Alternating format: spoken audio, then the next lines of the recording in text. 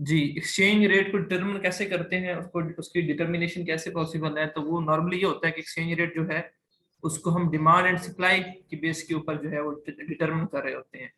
ठीक है, तो हमें फॉरेन एक्सचेंज की डिमांड कब होगी, फॉरेन करेंसी की कब हमें जरूरत पड़ेगी, उसकी डिमांड हम कब करेंगे, तो इन सिचुएशंस में करेंगे जब हमने गुड्स इंपोर्ट करनी हो, मतलब हमने अपने मुल्क में चीजें लेकर आनी होंगी, तब हमें फॉरेन करेंसी चाहिए होगा, क्योंकि वहां पे हम पे करेंगे और हम गुड्स लेंगे, तब हमें जो है वो फॉरेन करेंसी की जरूरत पड़ेगी। ठीक है, उसके बाद टूरिस्ट, वो अब अगर टूरिस्ट बंदा है वो यहाँ से जो है टूरिस्ट जो है वो यहाँ से जाता है अब्रॉड सैर करने के लिए, ठीक है, टूर के लिए, ठीक है, तो उसे भी पैसों की जरूरत होगी वहां पे, जब जो भी करेगा अपना, फॉरेन से जरूरत पड़ सकती है। सर उसके बाद ये मैक ऑफ स्टूडेंट करवा दे, शोर आ रहा है सर, समझ नहीं समझ आ नहीं रही। आ रही सर। अब्रॉड अगर ये स्टूडेंट मैक ऑफ करवा दे बाहर जाता है हायर स्टडीज के लिए, उसने भी वहां पे अपनी एक्सपेंसेस वगैरह पे करना, सर। तब भी उसे जो है ये मैक ऑफ करवा दें, फॉरेन करेंसी की शोर आ जरूरत रहा है। पड़ेगी। माइक जो है बेटा ऑफ कर दें अपने, मुदस्सिर अब्बास को ऑफ कर देंगे बच्चे, तब जरूरत पड़ेगी फॉरेन करेंसी की। उसके बाद remittances by the foreigner to their native countries, वो लोग जो कि बाहर के हैं, फॉरेनर्स हैं और वो पाकिस्तान में बिजनेस रन कर रहे हैं, जो कोई काम कर रहे हैं, तो यहाँ से उन्होंने जो पैसे भेजने हैं, ठीक है, तो वो पैसे पाकिस्तान रुपीज नहीं भेजेंगे बल्कि उसे डॉलर में कन्वर्ट करवाएंगे और फिर वो डॉलर्स जो है अपने कंट्री में भेजेंगे। इसके अलावा repayment of foreign foreign loan interest, जो आपने जो है बिरोनी जो है ना, सॉरी, फॉरेन जो लोन्स लिए होते हैं उसके ऊपर जब आप वापसी करनी होती है, उसकी रीपेमेंट करनी होती है, या फिर जो है उसके इंटरेस्ट के ऊपर जो है वो पेमेंट करनी होती है आपने, तब भी आपको जो है फॉरेन करेंसी की जरूरत पड़ेगी। उसके बाद पेमेंट ऑफ बिजनेस सर्विसेज, कोई भी बिजनेस सर्विस आप लेते हो फॉरेनर से, जो कि वहां पे फॉरेनर कोई कंपनी है, कोई इंश्योरेंस कंपनी है, कोई बैंकिंग सर्विस लेते हैं आप, जो कि पाकिस्तान के नहीं है, फॉरेनर है, तब भी आपको जो है वो वहां पे पेमेंट करनी पड़ेगी उनकी सर्विसेज के अगेंस्ट, तब भी आपको डॉलर्स की फॉरेन करेंसी की जरूरत पड़ेगी। कोई हेल्थ केयर इश्यूज हैं, आपने अब्रॉड से अपनी जो है वो हेल्थ के इश्यूज हैं, आपको उनको लिए आप कहीं जाते हो वहाँ पे अब्रॉड अपना इलाज करवाने के लिए, तब भी आपको जो है वहाँ पे अपने हेल्थ एक्सपेंसेस पे करने होंगे और आपको जो है फॉरेन एक्सचेंज की जरूरत पड़ेगी। तो ये बच्चों वाली बातें हैं सारी, कब कब आपको फॉरेन करेंसी की जरूरत पड़ती है और कब कब आपके कंट्री में फॉरेन एक्सचेंज जो है उसकी सप्लाई होती है। वो कहते हैं जब foreigner tourist, sorry, export of the country, तो सबसे पहली जो आपके पास इनफ्लो होगा फॉरेन एक्सचेंज कब कब होगा, जब आप एक्सपोर्ट करेंगे, जब चीजें आप एक्सपोर्ट करेंगे, बाहर बेचेंगे, तो उनसे आप डॉलर्स लेंगे और डॉलर्स जो है पाकिस्तान लेकर आएंगे, तो इस तरह से आपकी सप्लाई हो जाएगी आपके पास करेंसी की, फॉरेन एक्सचेंज की। इस तरह से कोई बाहर का बंदा पाकिस्तान में आता है टूरिज्म के लिए, ठीक है, तो वो भी यहाँ पे आके खर्चे वगैरह करेगा, डॉलर से जो है वो रुपीज लेगा, तब भी आपके पास जो है वो फॉरेन एक्सचेंज आ जाएगा। उसके बाद जो है आपके पास फॉरेन रेमिटेंसेस, जो हमारे लोग बाहर काम कर रहे हैं सऊदी अरेबिया में, यूनाइटेड जो है नेशंस वहाँ पे, यूनाइटेड स्टेट्स में सॉरी, और बाकी जहाँ पे भी काम कर रहे हैं वहाँ पे जो है लोगों ने जब पैसे भेजने हैं तो वो डॉलर्स में भेजेंगे, आपके पास आ जाएंगे, तो इस तरह से डॉलर्स का इनफ्लो पॉसिबल है। ठीक है, तो ये कुछ रीजन थे जिनकी वजह से डॉलर की डिमांड होती है और कुछ रीजन थे जिनकी वजह से सप्लाई होती है। डॉलर की नहीं, कोई भी आप कह सकते हैं फॉरेन एक्सचेंज। फॉरेन एक्सचेंज क्या होता है उसके बारे में हमने पढ़ा था, कोई भी करेंसी जो आपकी होम करेंसी है उसके अलावा कोई भी करेंसी जो है वो फॉरेन एक्सचेंज में फॉल करती है। कुछ फैक्टर्स हैं जो कि फॉरेन एक्सचेंज रेट के चेंजेस का जो है ना वो उसमें इन्फ्लुएंस करते हैं, उसकी वजह बनते हैं। चेंज इन प्राइसेस, अगर आप जो चीजें आपके पास हैं उनकी प्राइसेस में चेंज आ जाता है, एक चीज आप 300 की बेच रहे थे, अब आप सॉरी 200 की 150 की बेच रहे थे, अब आप 300 की बेच रहे हैं, ठीक है, तो जब वो बाहर जाएगी चीज तो वो अब 300 के हिसाब से बिकेगी, ठीक है, तो 300 के हिसाब से डॉलर सर आवाज ब्रेक हो रही है पाकिस्तान में आएंगे, पहले $1 आता था अब 2 आएंगे, तो इस तरह से जो है एक्सचेंज जो है प्राइसेस पे जो है वो प्राइसेस एक्सचेंज रेट फर्क पड़ सकता है। अब सर आवाज की समझ नहीं आ रही। जी बेटा, हेलो सर आदिल भाई बोल रहे आवाज हैं कि की आवाज समझ नहीं आ रही सर। आप आदिल भाई, आपको नहीं आ रही है, जी किसी आपकी को नहीं समझ आ नहीं रही? आ रही नहीं सर, सर, साफ मुझे आ भी रही नहीं है आ रही। आपकी आवाज, हमें आ रही है सर। नहीं सर, बेटा थोड़ा सा आपका इशू जिनको था नहीं बीच आ में। रही है उनका अपना इशू सर है। मसला है।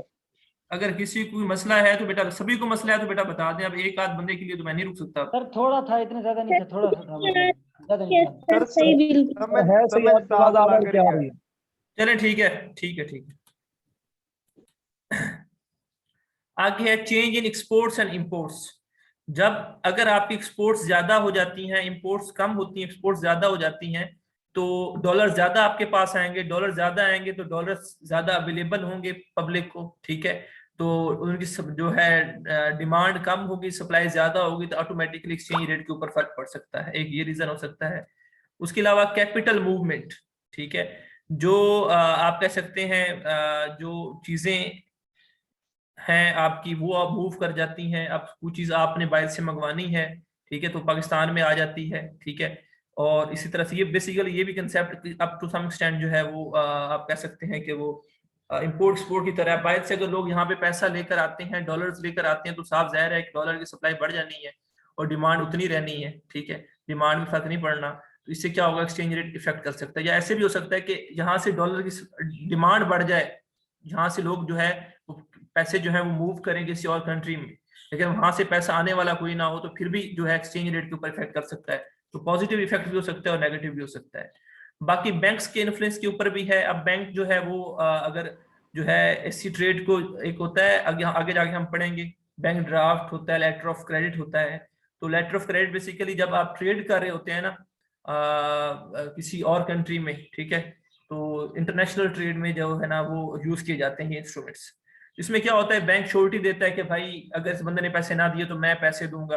तो अगर बैंक का ऐसा है सीन कि बैंक जो है वो इजी जो है टर्म एंड कंडीशंस पे ऐसी लेटर ऑफ क्रेडिट जो है वो बना देता है या बिल ऑफ एक्सचेंज बना कर देता है, तो क्या होगा, फिर वो ज्यादा से ज्यादा लोग ट्रेड करेंगे, ज्यादा से ज्यादा चीजें पाकिस्तान में जो है वो पाकिस्तान जो है एक्सपोर्ट करेगा, या पाकिस्तान में जो चीजें ज्यादा आएंगी या कम जाएंगी, जो दोनों सिचुएशन हो सकती हैं। तो जिसकी बेस के ऊपर जो है वो डॉलर फॉरेन एक्सचेंज का रेट जो है वो इफेक्ट कर सकता है।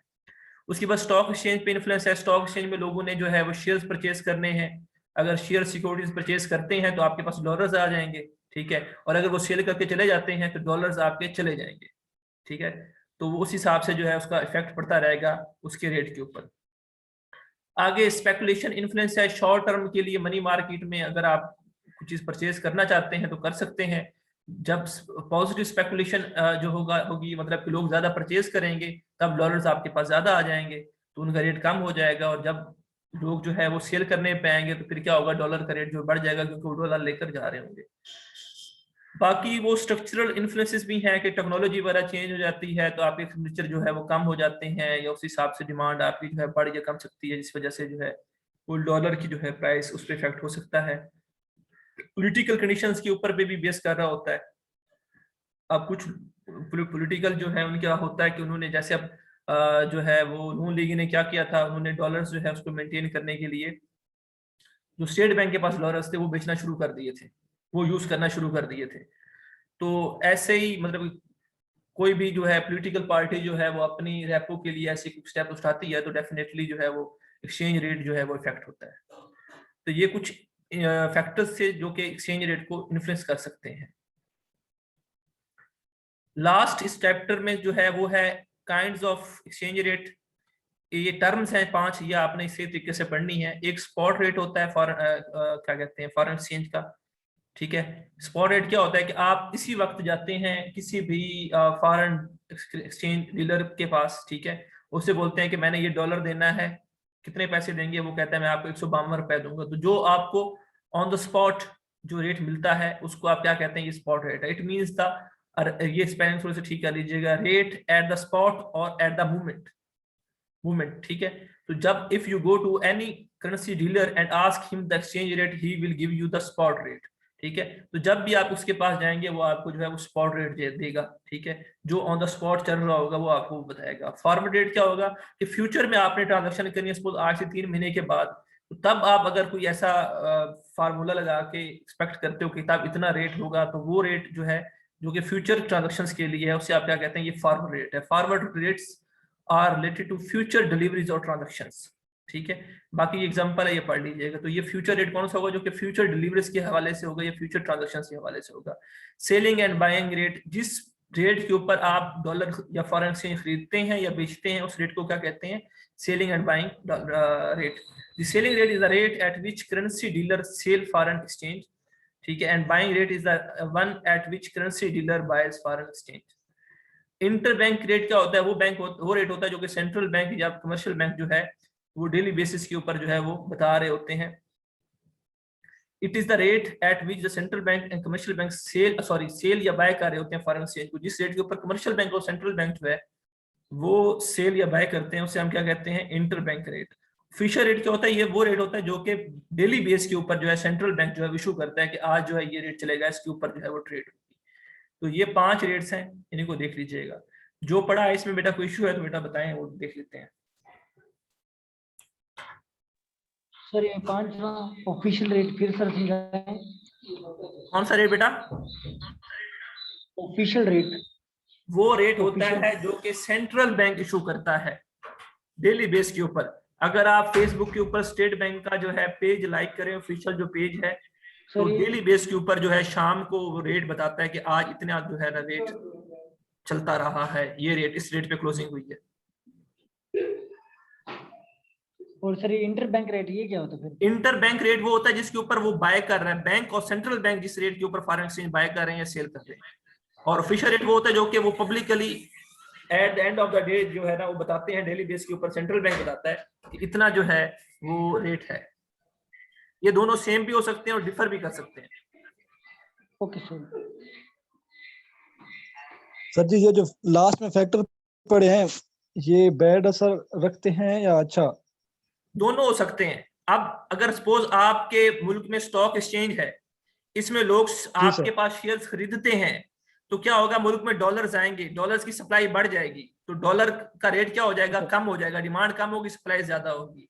लेकिन अगर ये स्टॉक एक्सचेंज में इन्वेस्ट करने के बजाय अपने पैसे जो इन्वेस्ट किए हुए थे वो निकालना शुरू कर दें, तो अब क्या होगा? वो अपने डॉलर्स लेकर चले जाएंगे, तो इट मीन सप्लाई बढ़ जाएगी, डिमांड बढ़ जाएगी और सप्लाई जो है वैसे ही रहेगी। तो दोनों हो सकते हैं, इसका पॉजिटिव इफेक्ट भी हो सकते हैं और नेगेटिव भी हो सकते हैं। ठीक है सर जी।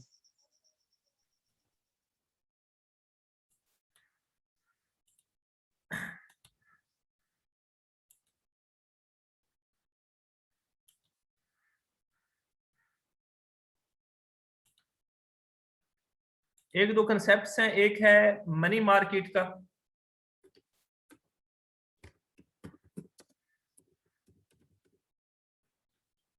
और एक है कैपिटल मार्केट का। ये आपको स्क्रीन नजर आ रही है सबको? जी सर आ रही है।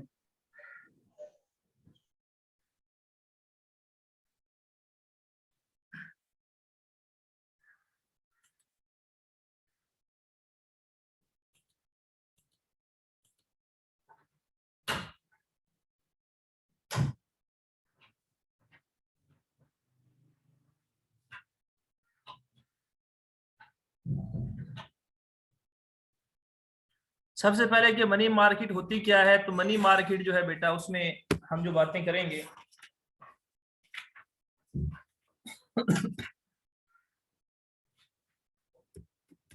कंसर्न विथ शॉर्ट टर्म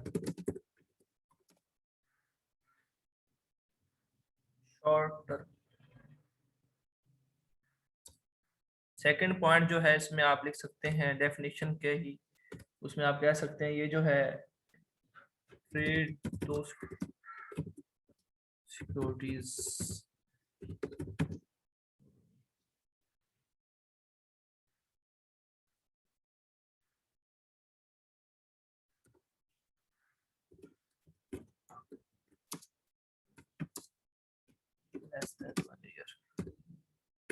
उन सिक्योरिटीज के साथ ट्रेड करती है जिनकी लाइफ जो है वो 1 ईयर से कम हो। और थर्ड बात है ये किस में डील करती है? मनी और नियर मनी में। ठीक है, मनी और नियर मनी में जो है वो मनी मार्केट जो है वो डील करती है। ठीक है, तो 3 बातें हैं, एक ये कि ये शॉर्ट टर्म को ट्रेड करती है, सेकंड बात जो है ये उन सिक्योरिटीज को ट्रेड करती है जिनकी लाइफ जो है वो 1 ईयर से कम हो, उन सिक्योरिटीज को डील करती है जिनकी लाइफ 1 ईयर से कम हो, और ये मनी और नियर मनी को में ट्रेड करती है। 1 मिनट बेटा।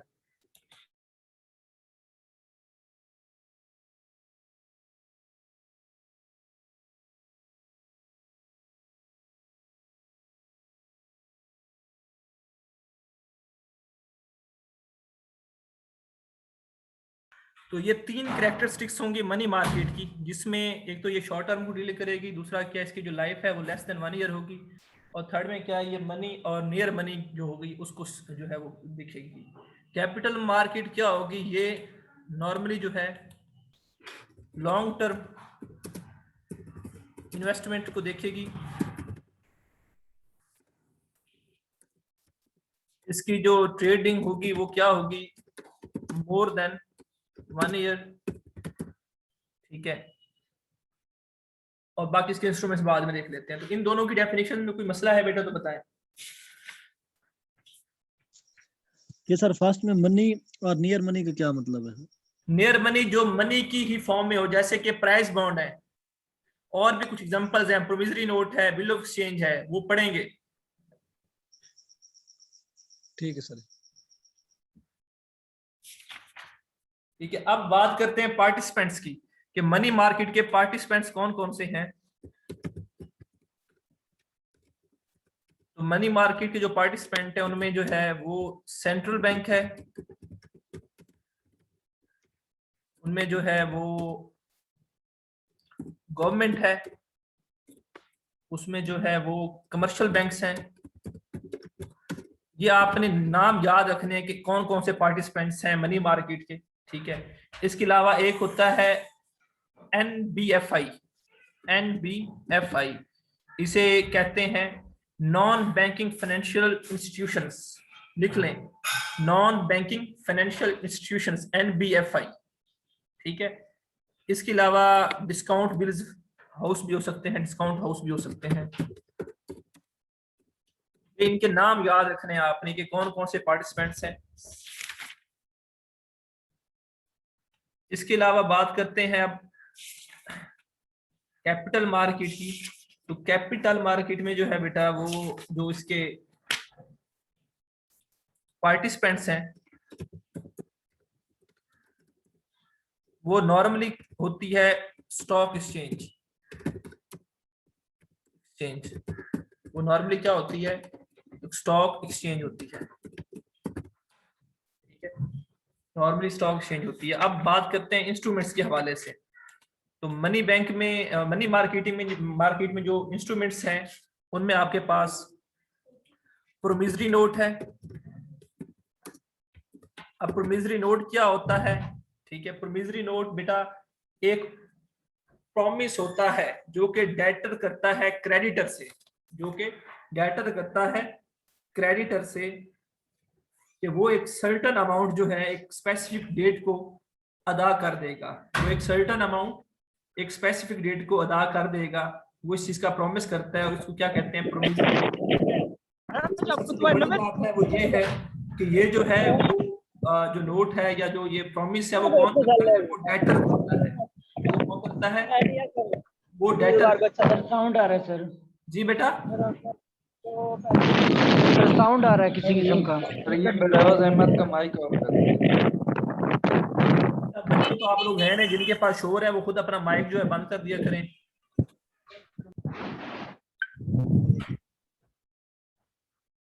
सर ये डेटर का क्रेडिटर के साथ होता है। तो प्रोमिसरी नोट जो है वो एक, जो इसकी बात ध्यान में रखनी है, तो ये प्रॉमिस करता है, कौन करता है, डेटर करता है, किससे, क्रेडिटर से, कि वो एक स्पेसिफिक अमाउंट स्पेसिफिक डेट को जो है वो अदा कर देगा। इससे हम क्या कहते हैं, प्रोमिसरी नोट कहते हैं। एक होता है बिल ऑफ एक्सचेंज,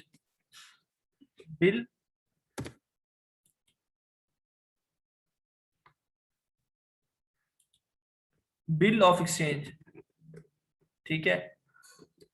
ये भी सेम होता है प्रोमिसरी नोट की तरह, लेकिन एक फर्क होता है, वो कौन लिखता था, वो डेटर लिखता था। वो कौन ड्रॉ करता था, डेटर ड्रॉ करता था। लेकिन ये कौन ड्रॉ करेगा, ये क्रेडिटर ड्रॉ करेगा कि आपने मेरी इतनी अमाउंट फलां टाइम को जो है वापस करनी है। तो बिल ऑफ एक्सचेंज जो है वो क्रेडिटर लिखता है, और जो प्रोमिसरी नोट है वो कौन लिखता है, वो डेटर लिखता है। ये इस दोनों में डिफरेंस है। बाकी दोनों में यही होता है, प्रॉमिस एक पार्टी कर रही होती है दूसरी पार्टी से कि ये अमाउंट जो है वो मैं फलां डेट को जो है वो पे कर दूंगा, आपको पे कर दूंगा, या जिसको आप कहेंगे उसको पे कर दूंगा। तो वो बंदा जो लिखता है, वो बंदा जो लिखता है ये प्रोमिसरी नोट या बिल ऑफ एक्सचेंज, ठीक है, उसे कहते हैं हम ड्रॉयर। वो बंदा जो कि ये बिल ऑफ एक्सचेंज जब प्रोमिसरी नोट लिखता है उसे हम ड्रायर कहते हैं, और जिसके लिए लिखता है उसे हम ड्राई कहते हैं। और जिसको अमाउंट पे करनी होती है, अगर अमाउंट उसी बंदे को पे करनी होती है तो फिर जो है ड्राई है या ड्रायर जो भी होगा वही पे ही होगा, और अगर अमाउंट किसी और स्पेसिफिक पर्सन को पे करनी है तो पे डिफरेंट हो सकता है।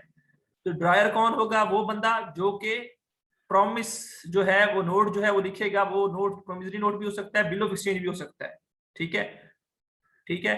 ड्राई कौन होगा? ड्राई वो बंदा होगा जो कि जिसके लिए लिखा जाएगा, जिसके लिए लिखा जाएगा। और पेई कौन होगा? पेई जो है वो जिसको पेमेंट करनी होगी उसे हम क्या कहेंगे? ये पेई है। ठीक है, तो अब अगर बात करें प्रोमिसरी नोट की, ठीक है, तो प्रोमिसरी नोट में ड्रायर कौन होगा? कौन लिखता है नोट? डेटर लिखता है, क्रेडिटर लिखता है? सर डेटर लिखता है। ठीक है, तो ड्रायर कौन हो जाएगा? डेटर हो जाएगा। ड्राई कौन हो जाएगा?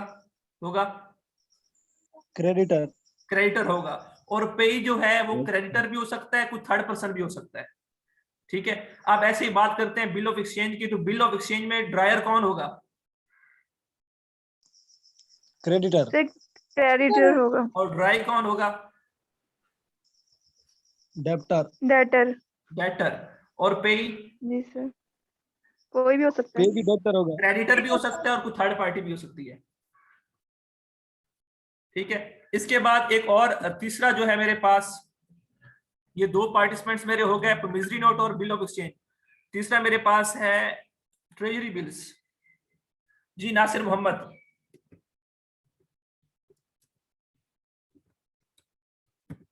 T sir bills. वो गलती से हाथ लग गया था। टी बिल्स क्या होते हैं? ट्रेजरी बिल्स होते हैं, इसे टी बिल्स भी बोलते हैं। ये गवर्नमेंट जो है वो जब उसको पैसों की जरूरत पड़ती है तो शॉर्ट टर्म के लिए गवर्नमेंट जो है वो बोरो करती है, वो अपने ये ट्रेजरी बिल इशू करती है, और वो इसमें भी ये लिखती है कि मैं अमाउंट जो है इतनी आपको दे दूंगी इतने अरसे के बाद। तो ये बेसिकली ये भी शॉर्ट टर्म की, इसकी नेचर क्या है? शॉर्ट टर्म है। ठीक है, और कौन इशू करता है? गवर्नमेंट इशू करती है। ठीक है, गवर्नमेंट इशू करती है ताकि वो अपने एक्सपेंडिचर जो है फिलहाल जो है उसे मैनेज कर सके, और बाद में जो है वो ये अमाउंट वापस कर देती है। उसके बाद थर्ड में मेरे पास है कॉल लोन्स। जैसे कि नाम से जाहिर है ये लोन दे दिए जाते हैं और फिर जो है इस कॉल पे वापस कर दिए जाते हैं। नॉर्मली ये 7 डेज से 29 डेज के लिए जो है ना इशू किए जाते हैं। 7 डेज से 29 डेज के लिए इशू किए जाते हैं। ठीक है, और इस दौरान जो है इसकी इंटरेस्ट भी और इसकी जो एक्चुअल अमाउंट भी है वो बैंक जो है वो मांग सकता है, वो उन्हें पे करनी पड़ेगी। इसे कॉल लोन्स कहते हैं। तो ये कुछ इंस्ट्रूमेंट्स हैं मनी मार्केट के। कैपिटल के इंस्ट्रूमेंट्स, कैपिटल मार्केट के जो इंस्ट्रूमेंट्स हैं उनमें से इक्विटीज हैं। जी नासिर मोहम्मद। सर ये ट्रेजरी बिल जो है आप पढ़ा रहे थे, ये गवर्नमेंट इशू बेटा? करती है, किसे इशू करती है सर? इसे एक्सप्लेन करें। ये T bill, treasury bill sir हाँ आपने बोला ट्रेजरी बिल है, शॉर्ट टर्म है एक, तो ये हाँ। गवर्नमेंट इशू करती है, किसे इशू करती है सर? इसे थोड़ा एक्सप्लेन करें कैसे होता है इसका सिस्टम। क्या इशू करती? गवर्नमेंट इशू करती क्या? ट्रेजरी बिल सर आपने बोला ये गवर्नमेंट इशू करती है, गवर्नमेंट इशू करती है, किससे इशू करती है, किस सूरत में इशू करती है? बेटा एक्सप्लेन गवर्नमेंट जो है वो इन इदारों को जो पार्टिसिपेंट्स है, सेंट्रल बैंक को या कमर्शियल बैंक्स को या एनबीएफआई को, इनको इशू करेगी कि मुझे इतने पैसों की जरूरत है। नॉर्मली सेंट्रल बैंक को कार्य होती है, कहेगी मुझे इतने पैसों की जरूरत है वो मुझे दे दें। वो जो है इतनी अमाउंट जो है वो ट्रेजरी बिल जो है वो देकर, प्रॉमिस एक किस्म का ये भी होता है, गवर्नमेंट जो कार्य होती है वो उनसे जो है वो अमाउंट बोरो कर लेती है, फिर उसे यूज कर लेती है, फिर वापस कर देती है। और ये कॉल लोन तो आपने बता दिया 7 सर से इसके 29 अगेंस्ट दिए का कोई होता है, तो सिक्योरिटी कौन नहीं ना करता है, फाइल कैसे? नहीं सिक्योरिटी नहीं, सिक्योरिटी वो प्रॉमिस ही है बेसिकली। प्रोमिसरी नोट में भी वो प्रॉमिस है, बिल ऑफ एक्सचेंज में भी वो प्रॉमिस है, और टी बिल्स में भी वो, ट्रेजरी बिल में वो प्रॉमिस ही है। और सर ये कॉल लोन्स को थोड़ा एक्सप्लेन कर दें इसे। कॉल 7 लोन से 29 बेसिकली दिन बेटा का कोई- वो लोन होते हैं जो कि एक कॉल पे अवेलेबल, कॉल पे जो है ना आपने पे करने होते हैं। आप सपोज बैंक के पास आप जाते हैं, आप कहते हैं कि मुझे कॉल लोन चाहिए, ठीक, कॉल लोन चाहिए, तो वो कहता है ठीक है, वो जैसे भी है वो अपना सारा हिसाब किताब देखेगा कि आप पे भी कर सकते हैं या नहीं, आपको वो लोन जो है वो दे देगा। उसकी जो ड्यूरेशन ये है, किसी भी ये सूरत- एक किस्म का बैंक ओवरड्राफ्ट आपने पढ़ा हुआ है पहले, यस सर। उस इसकी नेचर उससे मिलती जुलती है। तो उसमें जो है इसमें जो क्या करता है वो लोन दे देता है आपको, जैसे ही 7 दिन गुजरते हैं उसके बाद कभी भी वो 29 दिन के अंदर अंदर जो है कॉल करके आपसे कह सकता है कि मेरी अमाउंट जमा करवाओ। ठीक है, तो आपने वो अमाउंट जमा करवानी होती है विद इंटरेस्ट। ठीक है, वो कौन होता है, कोई बंदा, कोई भी जो है वो पार्टिसिपेंट हो सकता है। वो अगर गवर्नमेंट है तो गवर्नमेंट कॉल लोन जो है वो ले सकती है सेंट्रल बैंक से, अगर कोई आम लोग हैं तो वो कमर्शियल बैंक से या जो है एनबीएफआई से जो है वो ले सकते हैं loan, call loans. Okay sir, समझ आ गई, थैंक यू। जी बेटा। अच्छा, अब बात करते हैं कैपिटल मार्केट की। तो कैपिटल मार्केट में एक तो इक्विटीज डील की जाती हैं। इक्विटीज से क्या मुराद है कि स्टॉक मार्केट में क्या होता है, शेयर्स जो हैं वो ट्रेड किए जाते हैं। शेयर्स, कंपनी शेयर इशू कर देती है और जो है वो स्टॉक मार्केट में जो है एक्सचेंज हो सकते हैं।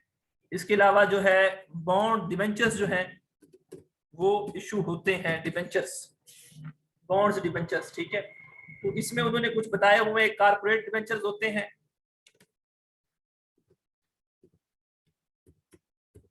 ठीक है, एक कारपोरेट डिबेंचर्स होते हैं जो कि वो इशू करता है, जो है वो ट्रेड किए जाते हैं पाकिस्तान स्टॉक एक्सचेंज में। ठीक है, तो वो पाकिस्तान में वापडा वालों ने जो है वो गवर्नमेंट की बिहाफ पे जो है ना वो इशू किया हुआ है, या आपके नोट्स के ऊपर लिखा हुआ है इसके बारे में थोड़ा बहुत, तो वो देख लीजिएगा। तो ये जो है इक्विटीज जो है आपकी ये स्टॉक एक्सचेंज में ट्रेड की जाती हैं। बाकी ये कमर्शियल मनी मार्केट में जो है ये चीजें ट्रेड की जाती हैं। और एक बात और याद रखिएगा, जो मनी मार्केट में चीजें हैं ना, जो मनी मार्केट की चीजें हैं वो सारी जो है शॉर्ट टर्म की हैं, वो सारी शॉर्ट टर्म की हैं। और जो आपके पास कैपिटल मार्केट की चीजें हैं वो सारी जो हैं वो कौन सी हैं, लॉन्ग टर्म की हैं। ठीक है, उसमें जो भी सिक्योरिटी ट्रेड होगी वो लॉन्ग टर्म के लिए होगी।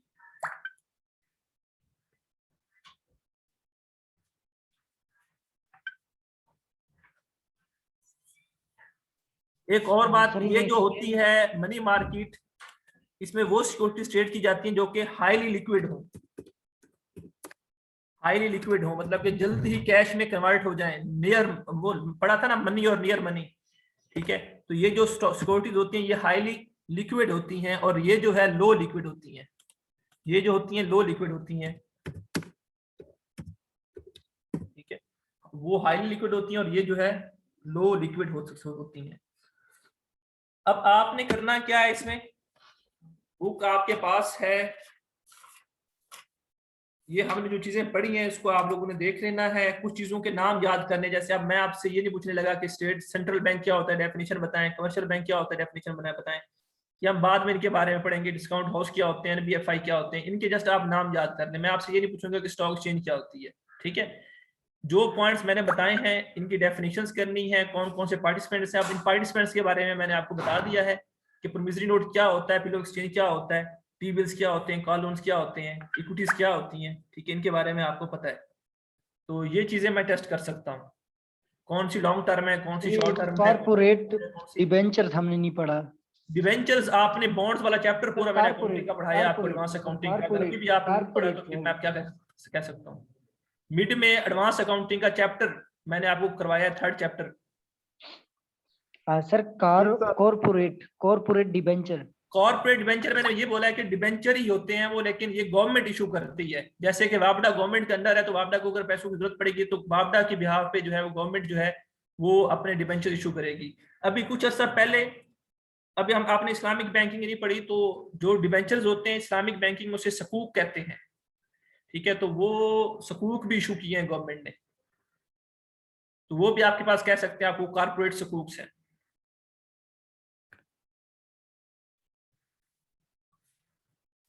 ठीक है, अभी एक और एक असाइनमेंट है आप लोगों के जिम्मे, वो आप लोगों ने करनी है। उसमें कुछ इंस्टीट्यूशंस मैं आपको बता रहा हूं।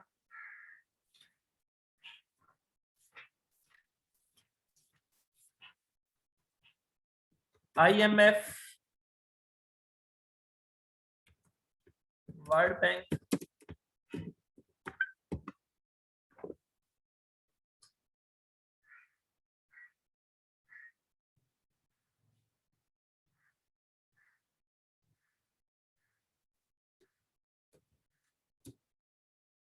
ADB Asian development bank,